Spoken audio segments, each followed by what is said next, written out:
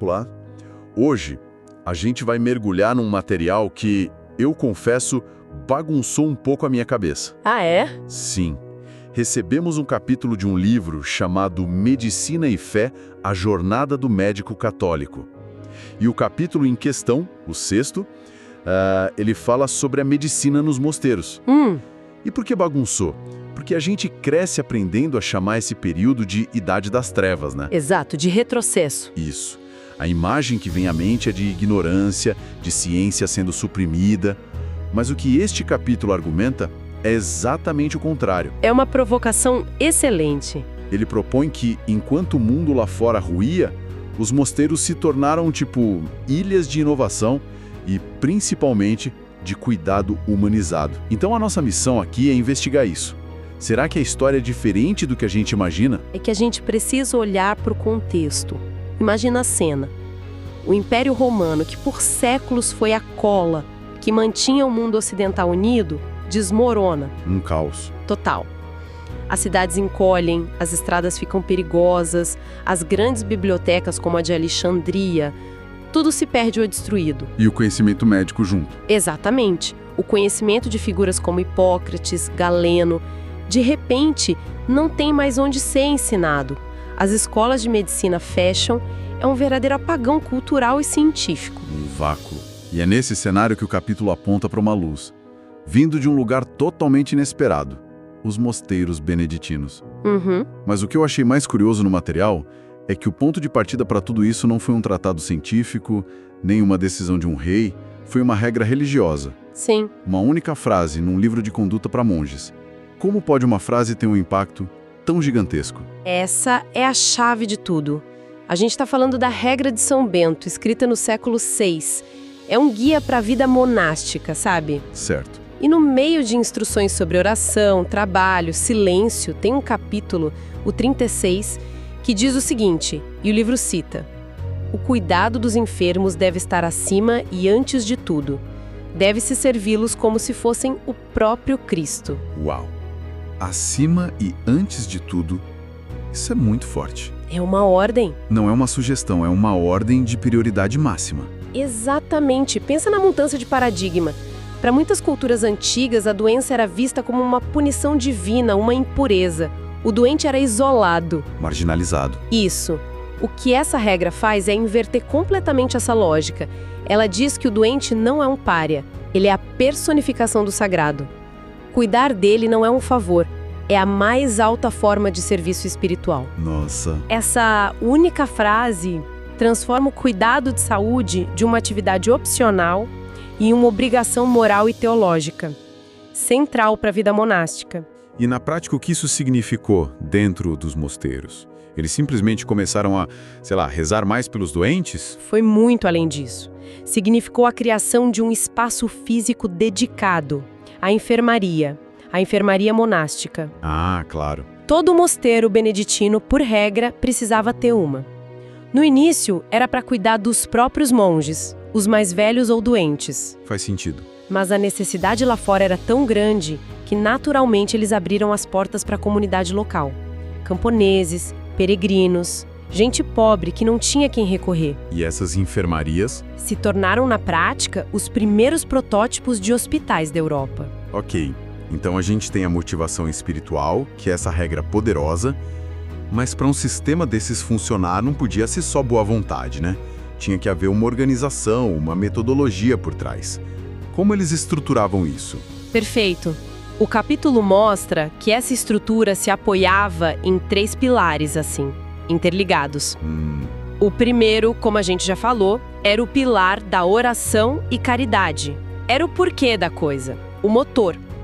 A crença de que, ao cuidar do doente, estavam cuidando do divino. Certo. O que garantia uma dedicação incondicional. Exato. Não dependia de pagamento, de sucesso, o cuidado era um fim em si mesmo. Ok, esse é o alicerce. E os outros? Como eles sabiam o que fazer? De onde vinha o conhecimento técnico? Aí entra o segundo pilar, que é fascinante. A preservação e o estudo. Os mosteiros tinham as bibliotecas e os scriptoria. As salas de cópia. Era transcrevendo meticulosamente os textos médicos da antiguidade. Hipócrates, Galeno. Hipócrates, Dioscórides, Galeno, eles literalmente salvaram o conhecimento médico greco-romano do desaparecimento. Sem esse trabalho silencioso e, obsessivo, a Renascença talvez não tivesse tido que redescobrir. Eles eram os HDs externos da humanidade naquela época. É uma ótima analogia. E não era um trabalho passivo de só copiar. Eles liam, estudavam, compilavam. O que nos leva ao terceiro pilar, a prática e a inovação. Todo esse conhecimento era aplicado ali na enfermaria. Na hora. E eles tinham os hortos médicos, os jardins de ervas medicinais, eram verdadeiros laboratórios vivos.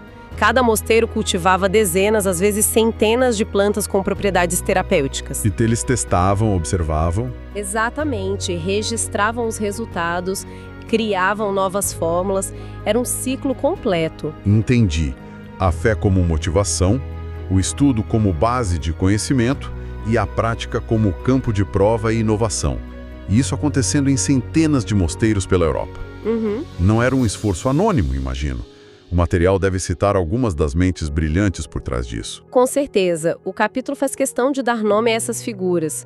No início, tivemos os grandes organizadores, como Cassiodoro, na Itália, e Isidoro de Sevilha, na Espanha. Séculos 6 e 7. Isso.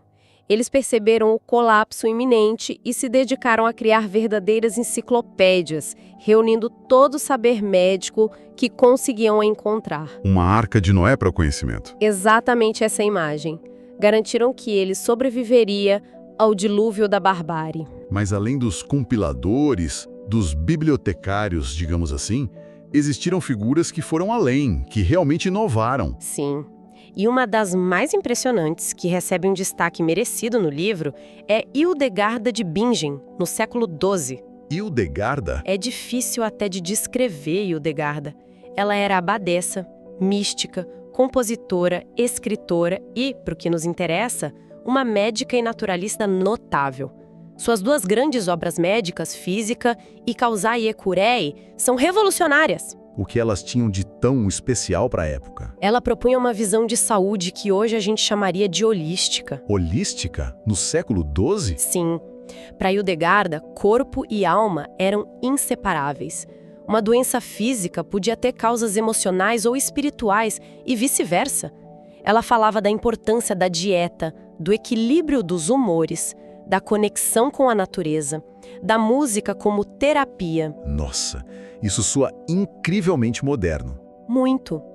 Ela enfatizava a prevenção, a moderação, o bem-estar geral.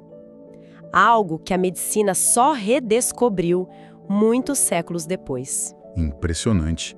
Uma mulher no século XII escrevendo sobre medicina preventiva e a conexão mente-corpo. Mas ok, até aqui parece que o foco era preservar o conhecimento que já existia na Europa. Houve alguma influência de fora, conhecimento novo entrando nesse sistema? Essa é uma pergunta crucial. E a resposta está em outra figura fundamental que o capítulo apresenta: Constantino, o africano. Que nome! Ele viveu no século XI e é uma personagem de filme. Nasceu no norte da África, falava árabe, viajou pelo Oriente Médio, teve contato com o que havia de mais avançado na medicina mundial da época, que era a medicina árabe e persa. E ele virou monge? Sim, se converteu e foi para o mosteiro de Monte Cassino, na Itália, que era um dos maiores centros intelectuais da Europa. E o que ele levou para lá? Ele levou uma biblioteca inteira na cabeça e em manuscritos. A grande missão de Constantino foi traduzir dezenas de obras médicas do árabe para o latim. Isso foi uma injeção de conhecimento novo e avassalador na Europa.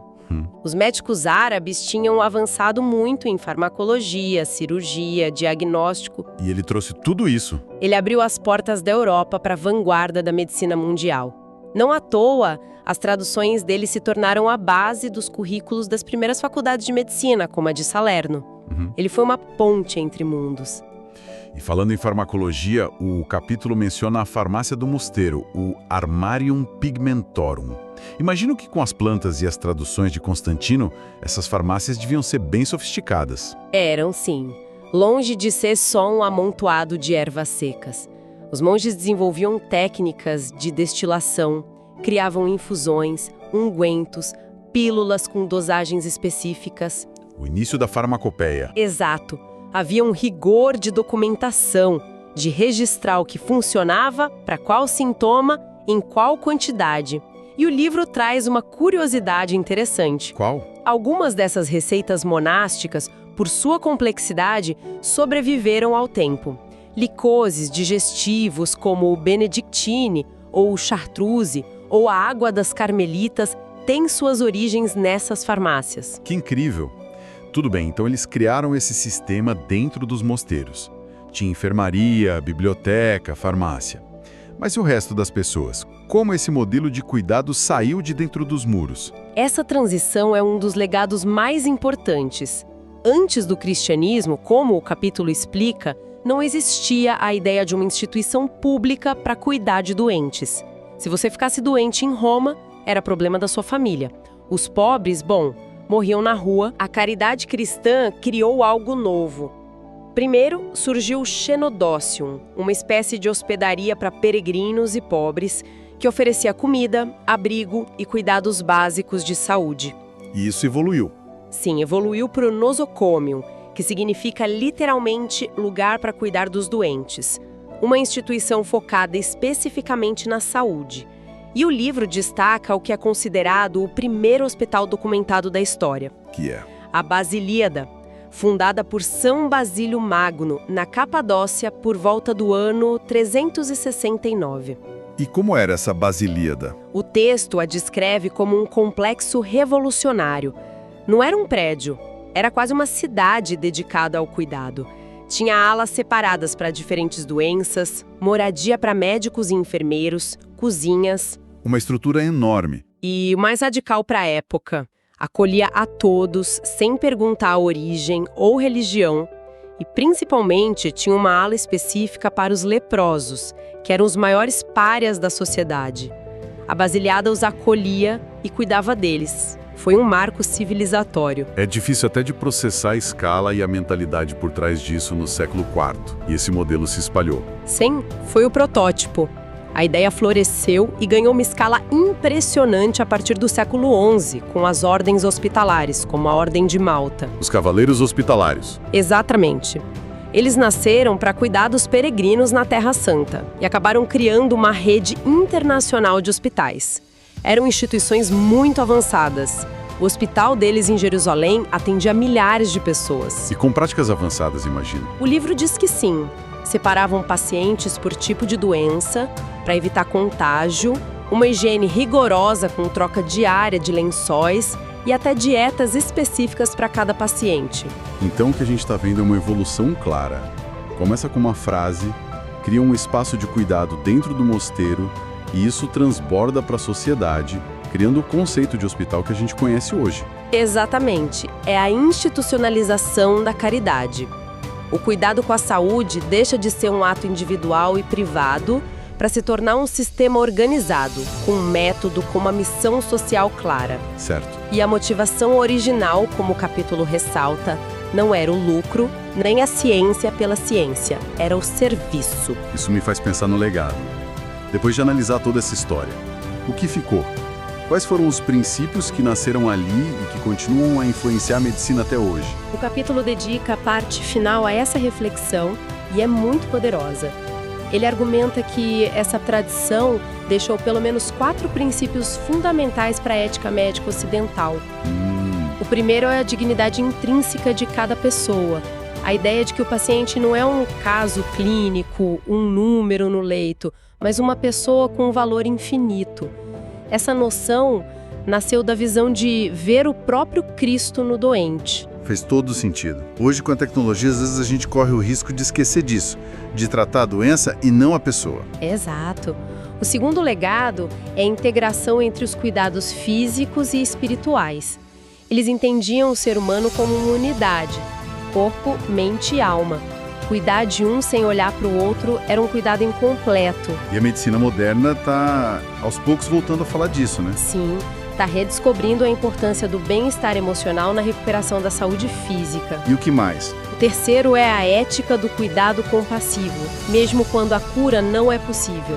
A obrigação do monge médico não era só curar, era acima de tudo cuidar, aliviar a dor, oferecer conforto, acompanhar. A base dos cuidados paliativos. É a semente de tudo que hoje chamamos de cuidados paliativos.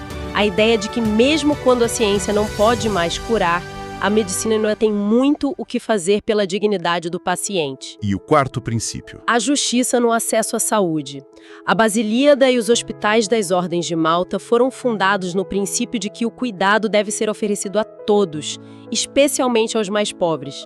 Essa ideia de que a saúde não pode ser um privilégio de quem paga é o fundamento ético dos sistemas de saúde universais. Resumindo então, a conversa de hoje é uma mudança de perspectiva. A imagem da Idade das Trevas como um período de estagnação parece, pelo menos na medicina, bastante incompleta. O que este capítulo nos mostra é que os mosteiros não foram só refúgios de oração, mas centros vibrantes de pesquisa, de preservação de conhecimento e o berço de uma ética de cuidado que moldou a medicina ocidental. Sem dúvida. E é bom lembrar que essa nossa conversa toda foi baseada em um único capítulo. O livro Medicina e Fé faz uma viagem muito mais longa. Começa lá nas curas narradas nas Escrituras. Vai bem além. Sim, passa por toda essa história que discutimos, pela Renascença, a Revolução Científica e chega até os dilemas éticos que a gente enfrenta hoje com engenharia genética e inteligência artificial. É uma análise muito profunda dessa relação entre a prática médica e a dimensão espiritual. Fica claro que tem muito mais a ser explorado. Para quem ficou com curiosidade e quer entender a história completa, o livro Medicina e Fé, a jornada do médico católico, que foi a nossa fonte hoje, pode ser encontrado no site www.oftalmorondeonia.com.br. E para fechar, acho que vale deixar um pensamento que este capítulo me provocou. Em uma era de medicina cada vez mais baseada em dados, em algoritmos e eficiência, onde o tempo do médico é cronometrado, o que a gente pode aprender de um sistema cujo princípio fundamental não era a eficiência, mas a obrigação de enxergar o sagrado em cada paciente?